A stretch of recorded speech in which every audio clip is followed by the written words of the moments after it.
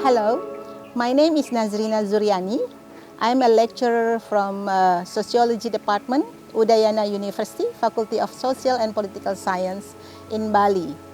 At this moment, in my house, we are receiving an international student, Mayor Atwell, and she is coming from Cardiff University.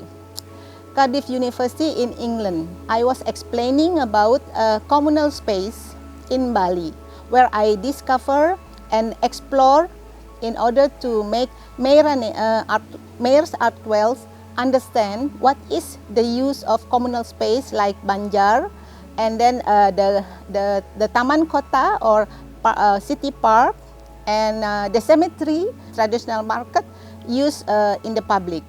And today is different topic because people in Bali like to have festivities like eating together, and our program is Gogibung or Gogibung. So instead of saying Gogibung, I call it Gogibung. So Gogibung is a part of upskill program, and Gogibung is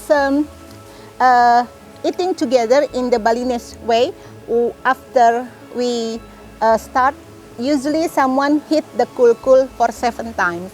And then the tukang tarik, as a host or hostess, start to invite people to eat together until it's ending with the folding of the banana leaves.